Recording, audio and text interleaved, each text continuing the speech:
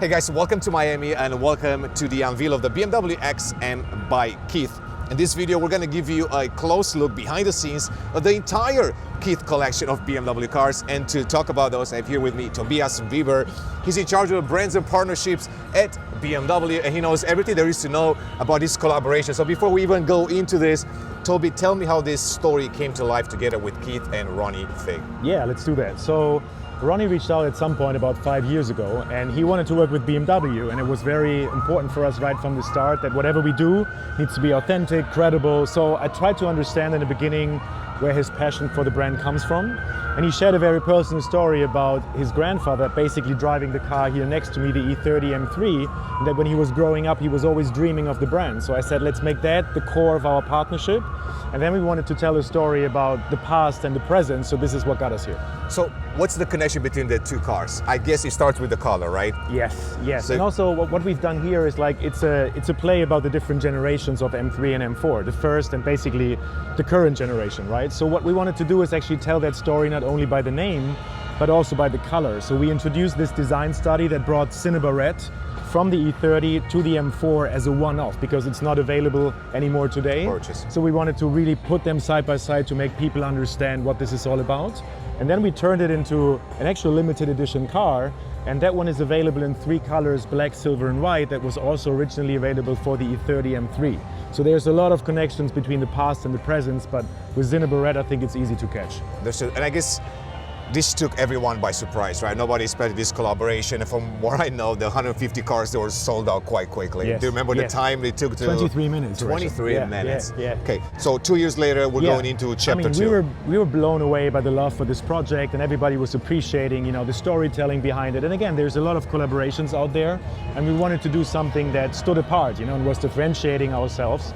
So we thought, let's do this again, but we never wanted to copy ourselves. So when we head over now to chapter 2, you're going to see there's a couple of wins that we took over from the first one, okay. This past and present story, but we wanted to explore it from a different angle. So this is obviously the 1602 and the i4 M50, and this is obviously not the first in a generation of something. This is about a topic, which is electricity. So we wanted to again build a bridge between the past and the present, but we wanted to give it a new spin. So this is what we've done for season 2.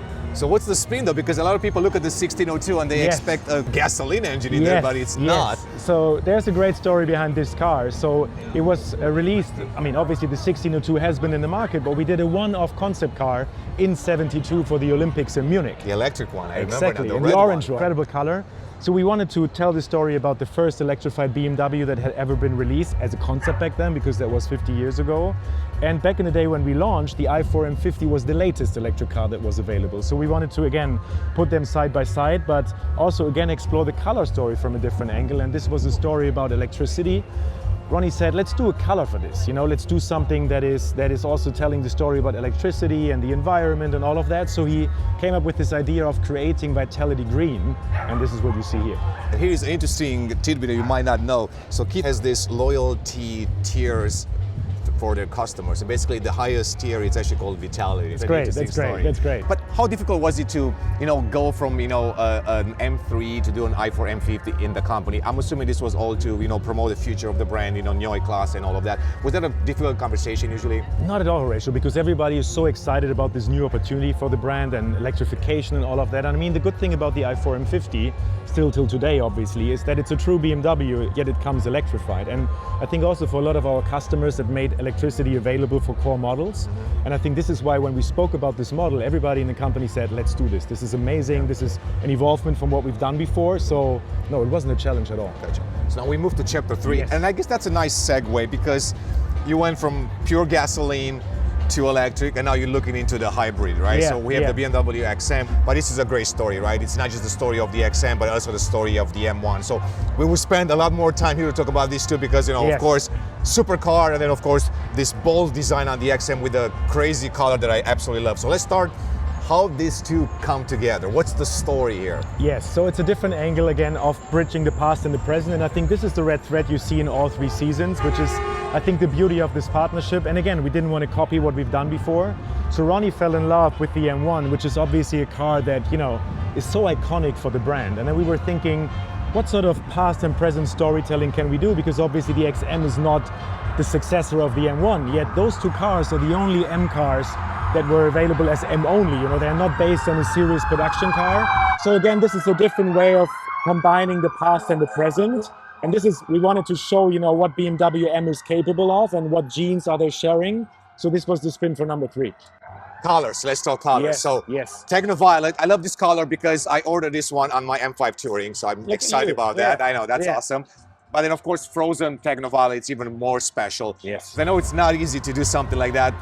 How did that go about? Well, I don't want to share all the insights here, but you know, it was a challenge to create a color from scratch because obviously it's a frozen paint and it has never been done before, and it's also not going to be available afterwards. So to create a color for 47 units only, that was quite the challenge, and we were so happy that our friends in Spartanburg and the development department in Munich, they were supporting this idea, and they really fought hard for making this happen, and we're so happy that we can now look at it. Gotcha. So let's talk a little bit more about the M1. I talked to Ronnie yesterday and I asked him, what's the value of this car? And he's like, it doesn't matter because I will never sell it. But how did he come about getting this car, and what was the process of restoring this one and making it his kind of like personal kind of car? Yeah, I mean, he was obviously, I mean, at this point, he's pretty well known in the company. So our friends at BMW Classic were aware at some point that he was searching for one. And again, back in the day, only 460 units were built.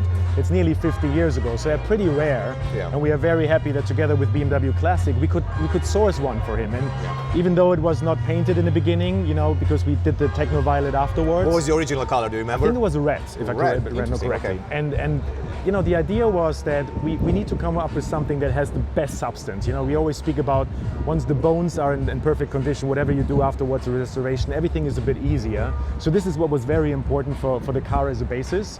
And I mean, everybody is aware at this point. Yeah, gotcha. So let's maybe take a look right now at the XM. It just went on sale as we're speaking basically right now. Yes. I know there are a few allocated for the US market, and we'll find out soon how long it took to actually sell out. But let's talk about what's specific on this concept car, because it's a little bit different than what's going on sale. You made the car a little bit wider and lower to the ground. A bit lower as well. Yeah, Okay. There's a couple of light updates that you can see also during nighttime in the kidney, in the headlights. There's a couple of animations in the lower headlines, also on the side.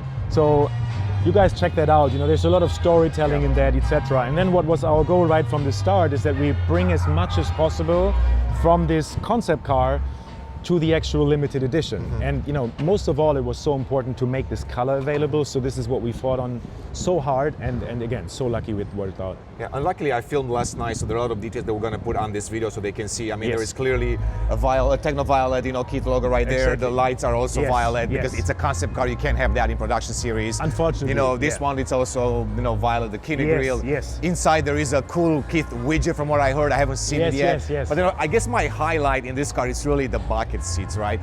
It's got to be a story behind that, why the bucket seats in this one. Yeah, I mean, it was very important for Ronnie to really underline the sportiness of this car. You know, the XM is such an important model for us, and this is something we wanted to enhance. So we brought in the bucket seats, you know, to make it even more sporty. It's also why, Horatio, we lowered the whole appearance of the car. So that was the beginning right from the start. I think it looks amazing, no? Why the 47 units? It's such a random number. It's not 50, it's not 100. Yeah, that's a good question, because it also shows you that now we have storytelling in the amount of units, because 47, obviously there's a good reason behind it. So once this car hits the market, it's the 47th anniversary of the M1. So we wanted to combine that, you know, and again, also have a little bit of storytelling there. There are always stories behind everything. Always. Awesome. Awesome. Very, very cool. I guess this is one exciting project. Is there something coming next? Let's see. We're gonna have lunch in 1 hour. Let's see. So where we're that's going to plan getting the us. future. But I guess the future looks good for the company. There are a lot of cool products coming down the road. There are always stories to be told, especially with a long history of BMW cars. You know, there is a lot that you can be explored. Of course, you don't want to overdo it either, you know, so it's always going to be the right story from what I can tell. That's so important, and Ronnie mentioned that when I talked to him earlier, but I think what's the beauty of this is that we have a red thread, but we adapt it every single time, so we never copied ourselves. And I think this is why people get so excited about it, so let's see where that gets us. And you see the evolution of all of this, because you started fairly conservative, E30, you know, Cinnabar bar, then you got to this. But also when you look at the clothing collection, I mean, it's evolved so much. And I've seen the feedback already that this is probably the best they've ever done, which is exciting. You know, I mean, both of us got some gear on it because it's so cool. So it's great to see the evolution of BMW partnering with fashion brands, basically, to offer cool clothes to the community. 100%. be cool And it's also overall. what's so special about this collection is that we have pieces that are basically connecting to all 3 seasons, which Ronnie mentioned earlier as well to me. He wanted to make that available for people that might know, because of their age or whatever, Sure. might know about this partnership now for the first time. So I think this is why it's basically a summary of what we've created so far, which is exciting. Well, Toby, thank you so much. Really appreciate the time. Of course. Guys, thanks for watching. We'll see you in the next one.